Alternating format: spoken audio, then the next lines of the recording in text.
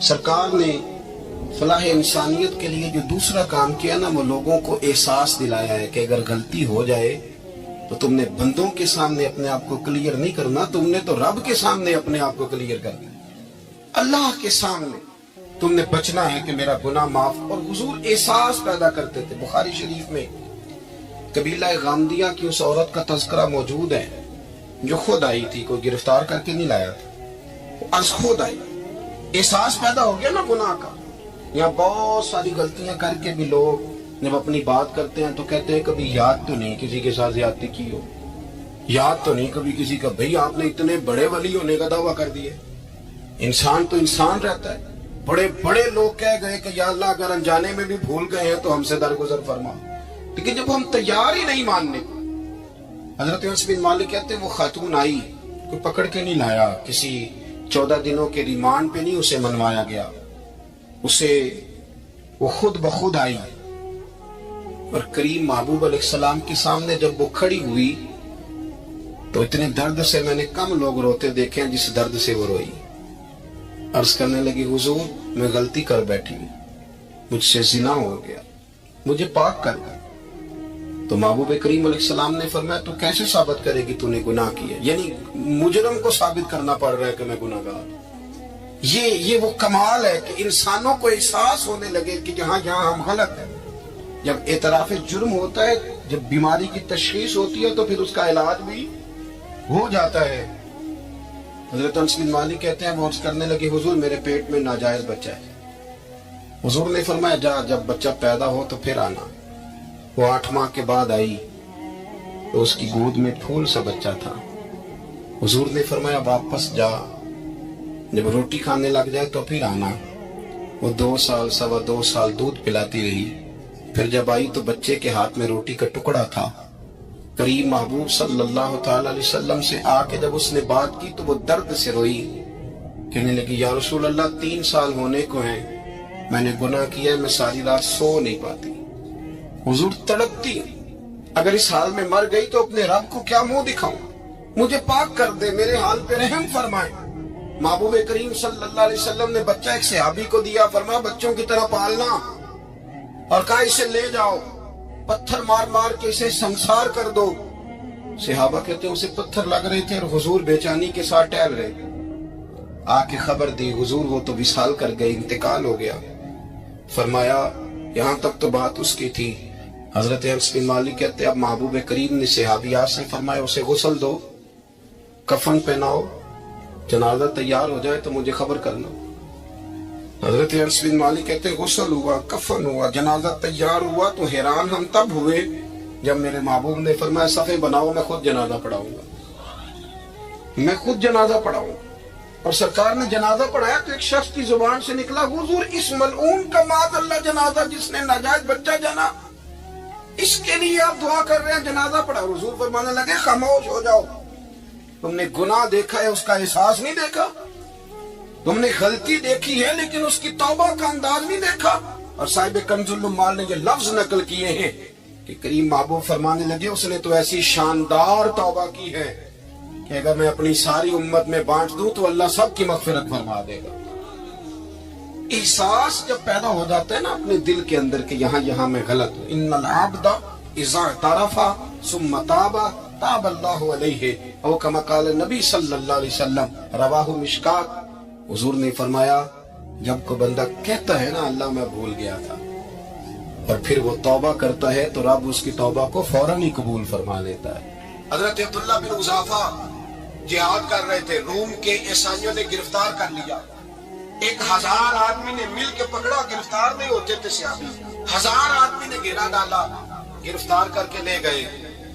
اور جب بادشاہ کے سامنے گئے تو وزیر کہنے لگا بادشاہ بندہ بڑے کام کا ہے، اگر ہمارے قابو آ گیا تو فائدہ دے گا، صحابی ہیں حضرت عبداللہ بن حذافہ، حضرت فاروق اعظم کا زمانہ ہے، اگر قابو آ گیا تو فائدہ دے گا۔ بادشاہ کہنے لگا کیوں کیا خوبی ہے؟ کہنے لگے ہم 1000 آدمی تھے، یہ اکیلا قابو نہیں آ رہا تھا، 1000 آدمی تھے، اگر ہماری فوج میں شامل ہو گیا تو بہت بڑا جرنیل ملے گا۔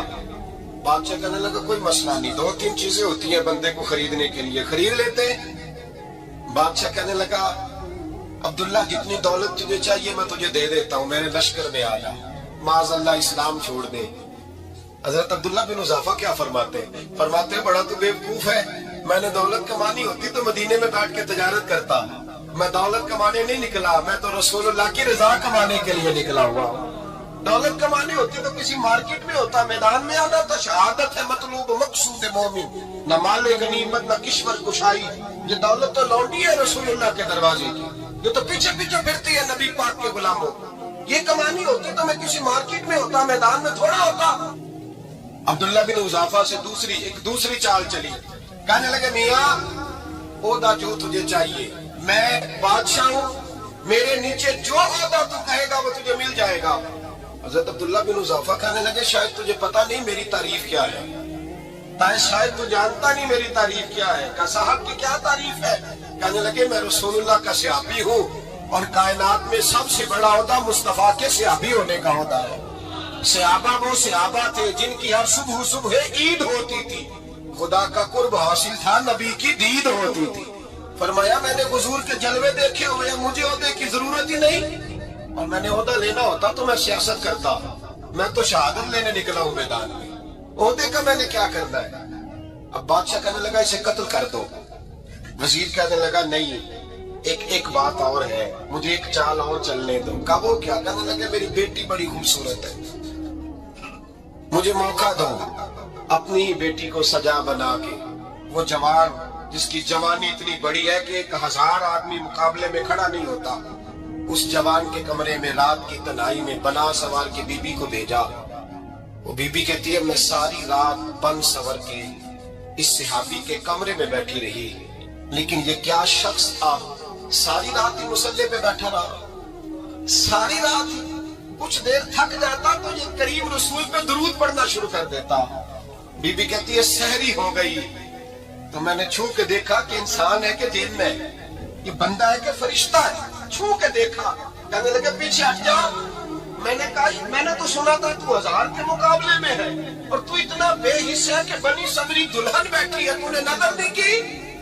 عبداللہ بن حذافہ، بی بی کہتی ہے نظر پھر نہیں اٹھائی، نظر پھر جھکی ہوئی ہے۔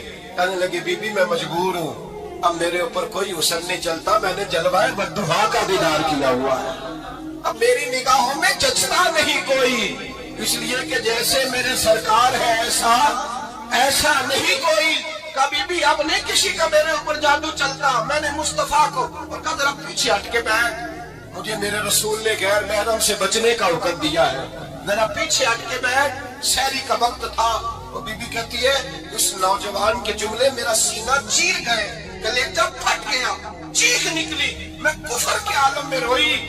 میں نے کہا مجھے بتا تو صحیح، آخر یہ جذبہ کہاں سے ملتا ہے، آخر یہ روشنی تو میں نے دیکھی نہیں، کہاں سے آتی ہے؟ ایک میرا باپ ہے جو بنا سور کے مجھے تیرے کمرے میں چھوڑ گیا، بتلا یہ کہاں سے کیف آتے ہیں؟ عبداللہ بن حذافہ کہنے لگے اگر کیف لینا ہے تو بھی میرے مصطفیٰ کا کلمہ پڑھ جا، آجا دروازے رسول پہ جھک جا، مل جائے گا۔ سویرے دروازے پہ باپ آیا بیٹی سے رزلٹ لینے، دروازہ کھولا تو بیٹی نقاب پہنے باہر آئی، باپ کہنے لگا کیا بلا؟ کہنے لگی پیچھے ہٹ جا، تو غیر محرم ہے، کافر ہے، میں مسلمان ہوں۔ اس نے کہا کیا ہوا؟ کہنے لگی تیرے جیسے کو باپ کروں، تیرے جیسے کو جو مجھے استعمال کرنا تھا، میں تجھے باپ نہیں مانتی، میں اب رسول والی ہو گئی، میں حضرت فاطمہ کی کنیزہ ہو گئی، میں اب نبی کریم کی خادمہ ہوں، خبردار میرے قریب نہ آنا۔ یہ دعو بھی ناکام ہوا۔ اب حضرت عبداللہ بن حذافہ کے سامنے موت کھڑی کی، ایک کڑا میں تیل گرم کیا، کہنے لگے تجھے اس میں جلایا جائے گا۔ حضرت عبداللہ بن حذافہ رضی اللہ تعالیٰ عنہ جب جلنے کے قریب ہوئے تو رونے لگے۔ روم کا بادشاہ کہنے لگا شاید ڈر گیا ہے، کہنے لگے اب سمجھ آئی ہے، اب تجھے پتا چلا ہے، چلا جا۔ حضرت عبداللہ بن حذافہ کہنے لگے تو کافر ہے، تیری کافروں والی سوچ ہے، اس لیے نہیں رویا کہ موت سے ڈر گیا ہوں، میں تو اس لیے رویا ہوں کہ ایک جان ہے وہ نبی پاک پہ قربان ہو رہی ہے، کاش رب مجھے 1000 جان دیتا، میں ساری مصطفیٰ پہ قربان کر دیتا۔ ایک سنار نے گلی میں یتیم چھوٹے سے بچے کو گھومتے دیکھا تو سنار بے اولاد تھا، بچے کو اٹھا کے گھر لے آیا، 18 साल उस बच्चे की परवरिश की, उसको पाला पोसा जवान किया। सुनार के पास वो दुकान पे चला जाता, वो कई दफा दुकान पे रहता, कई दफा घर में रहता। एक दफा वो दुकान पे था, बच्चा घर था, 18 साल का जवान। उसकी बीवी अकेली थी। वो जिसने मां बन के पाला था उसने उसी पे हमला कर दिया, उसका बाजू बुरी नीयत से थामा। बीवी चीखी, थोड़ी देर गुजरी तो वो नौजवान पैरों में बैठ गया, कहने लगा अम्मा पता नहीं मुझे क्या हुआ। शाम को सुनार आया, बीवी चीखने लगी, चिल्लाने लगी, कहने लगी आज अजीब बात हुई, जिसको मैंने जिगर का खून दे दे के पाला उसी ने गंदी नजर डाली। सुनार में हैरत है, बीवी का ख्याल था कि लाठ उठाएगा, डंडा उठाएगा, नौजवान को मारेगा, लेकिन वो रोने लग गया। उसने कहा आज उसने मेरा बाजू थामा है, जाने क्या किया है। परेशान होने लग गया, सजदे में गिर गया, कहा तू बताता क्यों नहीं। तो वो सुनार कहने लगा उसकी गलती नहीं, 18 साल के बाद आज मुझ पर भी शैतान सवार हुआ था। एक औरत आई थी, वो अपने बाजुओं में चूड़ियां पहनना चाहती थी, तो मैंने भी गंदी नजर से हाथ डाला था। रब करीम ने मुझे फौरन इसकी सजा दी। जिनके घरों में बेटियां होती हैं उनकी नजरें गंदी नहीं होती, जो बेटियों के बाप होते हैं, जो बहनों के भाई होते हैं, उनकी नजरें गंदी।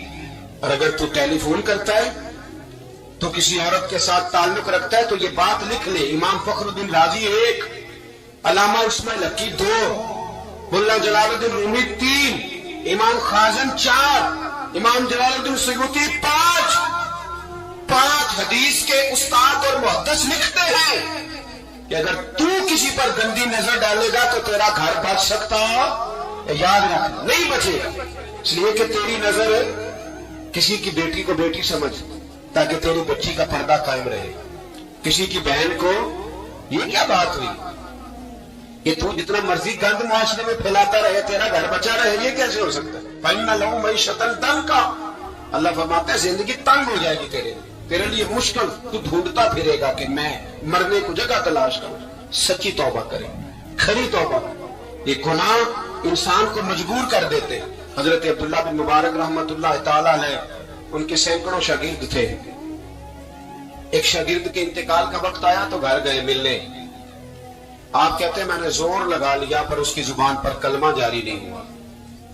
मैं उसे कहता कलमा पढ़, पर उसकी जुबान पर जारी। अल्लाह अकबर, बहुत बड़ी नेमत है। दुआ फरमाए अल्लाह ईमान की मौत अता फरमाए, ईमान की मौत दे अल्लाह करे, ईमान की मौत दे। ऐसे भी लोग देखे हैं, मस्जिद नबवी है, रसूलुल्लाह का शहर है, सर सजदे में है, रूह परवाज कर गई। रूह पर कितना नसीबों वाला है, कितना नसीबों वाला कि मस्जिद नबवी में सर सजदे में रखा है और अल्लाह तबारक व तआला ने महबूब के कदमों में मौत अता फरमाई। तो हज़रत अब्दुल्लाह बिन मुबारक कहते हैं मैंने उसको कहा कलमा पढ़, तो उसकी जुबान पे जारी नहीं होता। मैं बार बार कहता तो वो मिन्नत करता, कहता हुजूर मैं कोशिश करता हूं, जारी नहीं होता। फरमाते मैं परेशान होके उठा, अभी मैं दरवाजे पे पहुंचा था, उसने चीख मारी और रूह परवाज कर गई। बच्चे रोने लगे, बीवी रोने लगी। तो मैंने उसकी बीवी से कहा कि जुर्म क्या करता था, इतना बड़ा पापी पे कलमा जारी नहीं हुआ। उसकी जोजा कहने लगी हजरत जी 2 गुनाह थे इसके।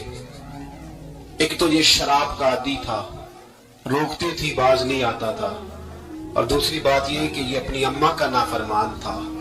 वो 2 गलियां छोड़ के रहती है, ये कभी मिलने नहीं गया था। उस बूढ़ी का कलेजा इसकी तरफ से बड़ी तकलीफ में था। तो हजरत अब्दुल्लाह बिन मुबारक कहने लगे जा तू भी दुआ कर, उसकी माँ को भी कह दुआ करे कि यहाँ तो ये कलमा नहीं उसे नसीब हुआ, अल्लाह करे अल्लाह आखिरत की मंजिलें इसकी बेहतर फरमा दे। ये हदीस सुनाने लगा हूँ, हदीस है, हदीस रसूल है। जवान खास करके जरा मेरी बात पर तवज्जो करे और बुजुर्ग खास कर तवज्जो करे जिन्होंने तरबियत करनी है। सुने, हुजूर की बारगाह में एक नौजवान आया है, ये संगमील है हदीस, इसको याद रखना। अर्ज की हुजूर मैं सारे गुनाह छोड़ सकता हूँ, जिना नहीं छोड़ता। हुजूर मुझे जिना की इजाजत होनी चाहिए। मेरे हबीब ने तबकी दी, बिठा लिया। मैं कहता हूं हुजूर ने गुनाहगारों को मुआशरे से काटा नहीं, उनकी तरबियत फरमाई है, उनकी तरबियत फरमाई है, उनको करीम फरमाया। मेरे हबीब करीम सल्लल्लाहु अलैहि वसल्लम ने फरमाया इधर आओ बैठ जा, बैठ गए। हुजूर ने फरमाया तू पसंद करता है तेरी मां के साथ कोई बदकारी करे? हुजूर नहीं, पर मैं तू पसंद करता है तेरी बेटी के साथ कोई बदकारी करे, या रसूलल्लाह मैं आंखें निकाल दूंगा। हुजूर ने फरमाया तू पसंद करता है तेरी बहन के साथ, हुजूर मैं काट डालूंगा वो हाथ जो मेरी बहन की तरफ उठेंगे। फरमाया तू पसंद करता है कि तेरी खाला फुफी ममानी की तरफ कोई ऐसी हरकत करे, हुजूर मैं काट के रख दूंगा उन लोगों को जो बात भी करेंगे। मेरे हबीब ने फरमाया अच्छा, जिसके साथ तू बदकारी की इजाजत मांग रहा है वो किसी की मां नहीं लगती, वो किसी की बहन नहीं लगती, वो किसी की बेटी नहीं होगी। याद रखें, मुल्ला जलालुद्दीन रूमी 1, इमाम गलाली 2, आला हजरत फाजले बरेलवी 3 बुजुर्ग मुत्फिका तौर पर लिखते हैं, फरमाते हैं जो गंद के साथ दूसरे घर में तारता है वो अपने घर की खैर मना ले, जो गंदी नजर दूसरों पर रखता है वो अपने घर की खैर मना ले। इसलिए कि जो जुर्म वो किसी के खाते में डालेगा वो सजा बन के उसके घर की तरफ लौटा दिया जाएगा, जो बदकारी वो किसी के खाते में डालेगा वो सजा बन के अल्लाह उसके घर की तरफ लौटा देगा। अगर अपने घर को पाक रखना चाहते हो तो दूसरों की तरफ पाक नजर रखनी शुरू कर दो। अगर चाहते हो कि तेरा घर अजीब मामला है ना, बेटे को तो पसंद की शादी की इजाजत है तो बेटी को इजाजत क्यों नहीं। अगर तेरा बेटा पसंद की शादी करेगा तो याद रखना, फिर जब किसी की बेटी ये लफ्ज बोलती है फिर इज्जतों के जनाजे निकलते हैं, फिर उरियानी फहाशी का जो है वो कलक लगता है माथे पर। फिर याद रखना चारों जानिब से रुसवाइयां तेरा नसीबा होती है। अगर तू बेटी को रोकना चाहता है तो बेटे का हाथ पकड़, अगर तू बेटी को साफ रखना चाहता है तो बेटे को शर्म हया की चादर उड़ा, अगर तू बेटियों के किरदार की हिफाजत करना चाहता है तो पहले बेटे को पाबंद शरीयत बना। एक बहुत बड़ा गुनाह बदनिगाही का गुनाह है। आपको पता है हमारे मुल्क के अंदर बदकारी, जिना और बेहयाई की शरह कितनी बढ़ती जा रही है, किस कदर बढ़ती जा रही है। वो लोग जो निकाह कर लेते हैं वो भी अपनी निगाहों को, मैं अक्सर कहता हूँ, हुजूर ने फरमाया निकाह आधा ईमान है, जिसने निकाह कर लिया उसका ईमान मुकम्मल हो गया। तो जो निकाह के बाद भी बाज ना आया मैं उसको बेईमान नहीं कहता, लेकिन नबी पाक ने फरमाया जो निकाह कर ले उसका ईमान, बोलिए ईमान महफूज हो गया, उसका ईमान, सारे बोलिए ईमान। और जो फिर भी बाज ना आए, हुजूर कह रहे ईमान मुकम्मल हो, और जो ना बाज आया क्या फतवा दिया जाए हदीस की रोशनी में। मेरे नबी पाक की बारगाह में औरतें आई तौबा करने, बैत करने, मुसलमान होने, तो हुजूर बैत लेते वक्त फरमाने लगे मेरे साथ वादा करो, झूठ नहीं बोलोगी, गीबत नहीं करोगी, जिना नहीं करोगी। एक औरत बोल पड़ी, कहने लगी या रसूल अल्लाह सल्लल्लाहु अलैहि वसल्लम मैं मुसलमान तो नहीं पर खानदानी हूं, मेरे घर वालों के जहन में भी कभी जिना का ख्याल नहीं आया, हम तो इसे खानदानों के वकार के खिलाफ समझते हैं। रोज बुरी नजर से किसी को देखना और किसी के बारे में गलत बातें, नाराज ना होना। बहुत सारे बूढ़े भी लज्जत ले लेके जुर्म बयान करते हैं, गुनाह बयान करते हैं, गलत बातें करते हैं, किसी औरत के बारे में तबसरा करते हैं। क्या समझते हैं मर्द और औरत माज़अल्लाह ताला एक कमरे में जाके बदकारी करे तो वही जिना है। मेरी तरफ देखिए और झांक करके सुनिए क्या अर्ज कर रहा हूं, इधर देखिए मेरी तरफ। नबी पाक सल्लल्लाहु अलैहि वसल्लम ने फरमाया जिना जुबान का भी होता है, जिना कान का भी होता है, जिना आंख का भी होता है। हुजूर किस तरह फरमाया जिसने गंद देखा उसने आंख का जिना किया, जिसने लज्जत लेके सुना चुप नहीं कराया, पूरी बात सुनी वो भी जानी है, और जिसने गंदी बात बोली वो मुंह का जानी है, जिसने गंद सोचा वो दिमाग का जानी है। और जानी को सबसे पहली सजा अल्लाह ये देता है कि सजदे की लज्जत छीन लेता है, इबादत का सुरूर छीन लेता है, उसका नमाज में दिल नहीं लगता।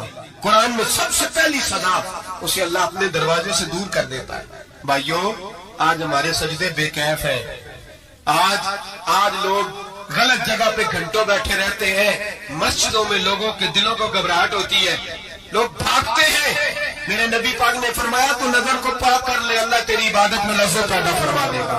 मेरे भाई याद रख ले और सुन ले, सबसे कमजोर आदमी वो है जिसका जहन पाक नहीं, सबसे कमजोर आदमी वो है जो किरदार का गलत है। एक बात मैंने पढ़ी, आप यकीन करें मेरा दिल करे कि मैं आग लगा दूं اس عنوان کو جس پہ گندگی لکھی جاتی ہے، ان اخباروں کو، ان چیزوں کو جس پہ گند لوگوں کے دلوں میں. وہ انڈیا کی ایک وزیر اعظم عورت گزری تو کسی نے اس سے کہا کہ پاکستان نے تو تمہیں شکست دی ہے، تم جیت نہیں سکے بڑا ملک ہو کے. کہنے لگی کوئی بات نہیں، تھوڑا وقت ٹھہر جاؤ، ہم ان پر تہذیبی جلگار کریں گے، ان کے گھروں میں ننگا ناچ کریں گے، یہ گندی تصویریں دیکھیں گے، یہ گند میں الجھ جائیں گے. اور جو قوم گند میں الجھ جایا کرتی ہے وہ پھر کسی سے لڑنے کی طاقت نہیں رکھتی، اس کے اندر ڈٹ جانے کی ہمت نہیں ہوتی، اس کی غیرت کے جنازے نکل جاتے. دل کرتا ہے جل جائیں، موٹے جل جائیں جہاں سے برائی پھیلتی، تباہ ہو جائے وہ علاقے جہاں سے گند ہوتا ہے. لوگ گند کی کمائی کھاتے ہیں، گند کی ایکٹروں کے ساتھ کھڑے ہو کے فوٹویں کھنچاتے ہیں اور گناہ پہ فخر کرتے ہیں. اور گندے لوگ کہتے ہیں اللہ کا فضل ہے ہم گند پھیلا رہے ہیں، ثم معاذ اللہ. لوگ گناہ پہ فخر کرتے ہیں چوکوں چوراہوں میں. محمد بن قاسم آئے ہندوستان پہ راجہ دہر کے مقابلے میں، نوجوان میری طرف دیکھے اور صحیح ہو کے بیٹھے، خاصے صحیح ہو کے بیٹھے، تقریر نہیں کر رہا، جذبات کا میرے جذبات سنے، دل کے پھپولے جل رہے ہیں سینے کے داغ سے.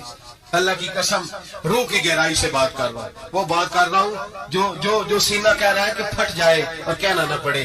قرآن و حدیث پڑھتے ہیں اور پھر اپنا حال دیکھتے ہیں تو لگتا یہ ہے کہ عذاب قریب آ گیا ہے، لگتا ہے زمین پھٹنے والی ہے، آسمان گرنے والا، لگتا ہے قریب آ گیا سارا کچھ. سمجھے کہ آج کر یہ بات اگر آپ سمجھ گئے تو قیمت وصول ہو گئی. اس کو سمجھ گئے تو سمجھ لیں آپ کے مزاج کے اندر اللہ نے تبدیلی پیدا کر دی. محمد بن قاسم 18 سال کا جوان، ایک عورت کی عزت پر راجہ دار ہندو نے حملہ کیا، محمد بن قاسم بچانے آئے.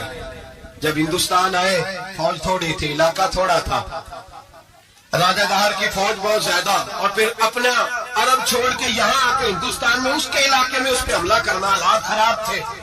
محمد بن قاسم پریشان ہے. ایک بزرگ نے دیکھا، کہنے لگے پریشان کیوں ہو؟ کہنے لگا سوچتا ہوں علاقہ بھی اس کا، فوج بھی اس کی، میرے فوجیوں کو تو رستوں کا بھی نہیں پتا، کیسے جنگ کریں گے، کدھر سے آئیں گے، اور پھر ہمیں زبان بھی نہیں آتی، کیسے کام ہوگا، ڈر رہا ہوں. 2-4 دن گزرے تو محمد بن قاسم اشاش بشاش ہو گئے. وہ بزرگ کہنے لگے خیر ہے، بڑے مطمئن ہو گئے ہو. کہنے لگے بس راجہ دہر ہم سے مقابلہ نہیں کر سکتا، راجہ دہر ہمارے مقابلے میں کھڑا نہیں ہو سکتا. وہ گرا کے گرا، وہ لڑکھڑایا کہ لڑکھڑایا، ریزہ ریزہ ہو جائے گا. آپ کو کیسے خوشخبری مل گئی؟ کہنے لگے مجھے پتا چلا ہے کہ راجہ دہر ذہن کا گندا ہے، وہ تو چچا کی بیٹی کو نہیں چھوڑتا، ماموں کی بیٹی کو نہیں چھوڑتا، خالہ کی بیٹی کو گندی نظر سے دیکھتا ہے. جس کا ذہن گندا ہوتا ہے وہ کسی کا مقابلہ نہیں کر سکتا. ہمیں فتح ہوگی، فتح، وہ گرے گا. وہ بزرگ کہتے ہیں میں سمجھ گیا کہ واقعی اسے فتح ہوگی. آج کشمیر کیوں آزاد نہیں ہو رہا، فلسطین میں آگ کیوں لگی ہوئی ہے؟ مسلمان جب تک ذہن کا گندا ہے کمزور ہے، جب تک ذہن کا ناپاک ہے کمزور ہے. حضرت سعد بن ابی وقاص رضی اللہ تعالیٰ عنہ فرمایا کرتے تھے اللہ مسلمان کی مدد اتنی دیر تک کرتا رہتا ہے جتنی دیر تک مسلمان کا ذہن صاف رہتا ہے، کردار پاک رہتا ہے. آج اس لیے معاشرے میں لگی ہے. نوجوانوں تم کہتے ہو کامیابیاں نہیں ملتی، اسے کیسے کامیابی مل سکتی ہے جس کا ذہن ہی صاف نہیں؟ وہ کیسے دنیا کی بازی جیت سکتا ہے جس کی نگاہ ہی پاک نہیں؟ وہ کیسے آگے بڑھ سکتا ہے جس کے کردار میں پاکیزگی نہیں؟ اپنے آپ کو پاک کر لو، اللہ ہر مشکل میں تمہاری مدد فرمائے گا، ہر راستے میں تمہاری مدد فرمائے گا. اور میں نے کہا جب آدمی ناپاک ہوتا ہے تو رب کریم اس سے عبادت کی لذت چھین لیتا ہے. اور اللہ کی سب سے بڑی سزا یہ ہے کہ کسی کو سجدہ نہ لمبا کرنا دے. رب کریم سب سے زیادہ اس سے ناراض ہے جس کو قرآن پاک کے کھولنے کی توفیق نہ ہو. سب سے زیادہ رب کریم اس شخص سے ناراض ہے جو اللہ کی بارگاہ میں جھکنے کی لذت چھوڑ جائے. میرے نبی پاک سید عالم علیہ السلام کے صحابہ لمبی عبادتیں کرتے تھے، لمبی. کسی نے کہا تھا روم کے بادشاہ تھے کہ یہ مسلمان فاتح کیوں ہو جاتے ہیں؟ تو اس نے کہا میں نے مولا علی کے زمانے میں جاسوسی کرائی تھی، پتا کیا تھا کہ ہر میدان میں کامیاب کیوں ہوتے ہیں.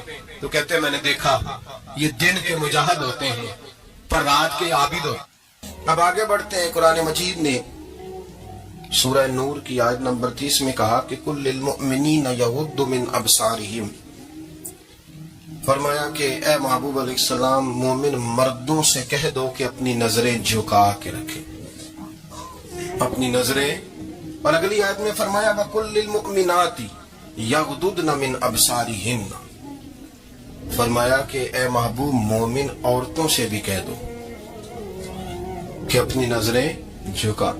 مرد بھی اپنی نظر جھکا کے رکھے گا عورت کی طرف، لیکن یہ ساری پابندی صرف مرد پر نہیں، عورت بھی غیر محرم کا چہرہ نہیں دیکھے گی، اس پر بھی اسی طرح نظر جھکانے کا حکم ہے جس طرح کہ وہ ہر دکاندار کو بھائی جان کہہ کے بھائی جان کہہ کے گفتگو کرنے کی اس کو بھی اجازت نہیں ہے کہ وہ بھی وہ سمجھے کہ پابندی تو مرد نے کرنی تھی، میں نے تھوڑی کرنی تھی.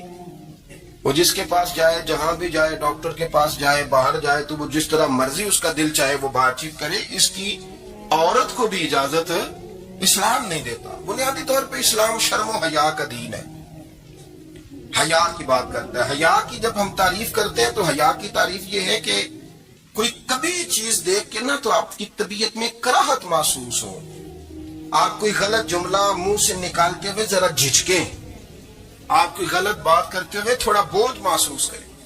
ہمارے ہاں تیزی سے فروغ پایا ہے بے حیائی میں. سنگیوں کی محفلیں، یاروں کی محفلیں، اس میں غلیظ گفتگو ہوتی ہے الا ماشاء اللہ. ان دوستوں کو بڑی پاک صاف گفتگو کرنی چاہیے. دوستی کا رشتہ بڑا مقدس رشتہ ہے، جو یہاں ایک دوسرے سے پیار کریں گے جنت میں بھی اکٹھے داخل کیے جائیں گے. شرط یہ ہے کہ پیار اللہ رسول کی رضا کے لیے ہو، لیکن اس کے اندر اگر آپ کی گفتگو کچی ہو، کمزور ہو، فحاشی والی ہو، عریانی والی ہو. وہ ہمارے ہاں تو اب اس کو لوگ فیشن سمجھتے ہیں، اس کو مردانگی کی علامت سمجھتے ہیں کہ وہ جی ساری باتیں جی وہاں ہو گئی، اور جس کا جو جی چاہا اس نے کہا. آپ جب حیا کے دائرے میں ہوتے ہیں تو آپ خود بھی سکون محسوس کرتے ہیں. دیکھیں نا، آپ کو نیند سکون سے کہاں آتی ہے؟ جہاں کمرہ بند ہو، چاروں جانب دیوار ہے، اوپر چھت ہے، خالی دروازہ بھی کھلا ہوا ہو نا تو جب بندہ سکون لینا چاہتا ہے تو کہتا ہے یار ذرا دروازہ ذرا بند کر دو. وہ اچھی طرح اپنے آپ کو چھپا لیتا ہے نا حیا کے پردے میں، تو اللہ اسے سکون عطا کرتا ہے. اور جو اس سے بھی زیادہ ٹھنڈی نیند میں جانا چاہتا ہے وہ کہتا ہے لائٹ بھی بند کر دو. اب وہ مکمل طور پہ سمجھتا ہے کہ میں چاروں جانب سے چھپ گیا ہوں، اگر میں کھل کے بھی سو جاؤں گا تو میرا چونکہ پردہ قائم ہے تو مجھے کوئی دشواری نہیں ہو. آپ جب چھپ جاتے ہیں، جب آپ حیا کے اندر سمٹ جاتے ہیں، جب آپ چادر کے اندر آ جاتے ہیں تو آپ بہت ساری جگہوں پہ آسانی محسوس کرتے ہیں. تو حیا تو آپ کو سکون دیتی ہے، حیا تو دل کو راحت دیتی ہے. میں بڑی ذمہ داری سے بات عرض کرتا ہوں، قرآن مجید نے نا ایک مقام پہ مذاق کو، ایک مزاح ہوتا ہے خوش طبی، وہ نہیں مذاق اڑانا. قرآن پاک نے نا مذاق کو ایک جگہ پہ جاہلوں کا طریقہ بھی قرار دیا. بنی اسرائیل کے لوگوں سے حضرت موسیٰ نے کہا کہ گائے ذبح کرو اور ایک ٹکڑا مقتول کو مارو، زندہ ہو کے خود بتا دے گا مجھے کس بندے نے قتل کیا. تو کہنے لگے آپ ہمارے ساتھ مذاق کر رہے ہیں. تو قرآن مجید کہتا ہے کہ حضرت سیدنا موسیٰ علیہ السلام فرمانے لگے اعوذ باللہ ان اکون من الجاہلین، فرمانے لگے میں اللہ کی پناہ مانگتا ہوں کہ میں جاہلوں میں سے ہو جاؤں. یہ مذاق کرنا تو جاہلوں کا طریقہ ہے. اگر آپ کی زبان سے بے حیائی کا جملہ نکل گیا، اگر آپ کی زبان سے بے حیائی کا جملہ نکل گیا، آپ نے کہہ دیا کہ ہم آزاد لوگ ہیں، جو مرضی کریں گے، جو مرضی کہیں گے، جو ہمارا دل میں آئے گا کریں گے، تو پھر تو لوگ آپ کا وہ حشر کریں گے کہ آپ سے برداشت ہی نہیں ہوگا. جس کا لوگ مذاق بنا لیتے ہیں اور جو مذاق بن جاتا ہے پھر اسے کوئی جینے دیتا ہے. آپ حیا کی چادر میں چھپیں گے تو بچیں گے. اگر آپ نے اپنا مذاق بنوا لیا یہ کہہ کے کہ میں نے مرضی کرنی ہے، پھر یاد رکھنا چھپنے کو جگہ نہیں ملے گی، پھر تکلیف میں آ جائے گا، بہت بڑی اذیت کا شکار ہو جائے. شرم و حیا، عرب کے اندر جو کنواری لڑکیاں تھیں ان میں بڑی حیا ہوتی. الحمدللہ میں بڑے فخر سے کہتا ہوں کہ میرے پنجاب کی، میرے پاکستان کی بیٹیاں بھی 20 دفعہ ان کا ابا کہے تیری شادی کرنی ہے تو وہ آنکھ نہیں اٹھا پاتی آج بھی. یہ تو وہ چند لوگ ہیں جو کہتے ہیں ہم ہائی کلاس ہو گئے، ہمیں نہیں پتا کہ وہ روشن خیال ہو گئے ہیں کہ روغن خیال ہو گئے، پتہ نہیں کدھر چلے گئے. ورنہ ہماری بیٹیاں آج بھی جب ان سے ان کا باپ، ان کی ماں بات کرتی ہے تیری شادی کی، تو وہ تو شرم کے ساتھ پچھلے سے پچھلے کمرے میں چھپتی ہیں. یہ اللہ نے فضل کیا ہوا ہے اس ملت پر. عرب کی لڑکی بڑی حیا والی ہوتی تھی، اس سے کوئی بات کرنی پڑتی تھی تو 20 دفعہ بات کی جاتی، پھر بھی وہ عورت چھپتی پھرتی تھی. حضرت عائشہ صدیقہ رضی اللہ تعالیٰ عنہ فرمانے لگی میرے نبی پاک صلی اللہ علیہ وسلم عرب کی کنواری لڑکیوں سے بھی زیادہ حیا کرنے والے. قاضی اعجاز مالکی نے، شیخ عبدالحق محدث دہلوی نے، دیگر بزرگ جو سیرت نگار گزرے انہوں نے لکھا ہے کہ نبی پاک صلی اللہ علیہ وسلم کے اندر 100 مردوں سے زیادہ طاقت تھی. 100 مردوں سے زیادہ طاقت. اب جو بات کہنے لگا ہوں، جو نتیجہ دینے لگا اس پر خاص توجہ آپ فرمائیں گے. ذرا فکری طور پر، نظریاتی طور پر ایک چیز کو سمجھیے. ہم سمجھتے ہیں کہ جوان لڑکا ہے جی جو مرضی کرے، عمر ہے جی. آپ ذرا بات پر غور کیجئے گا کہ حضور صلی اللہ علیہ وسلم میں طاقت 100 مردوں سے زیادہ ہے اور حیا کنواری لڑکیوں سے بھی زیادہ ہے.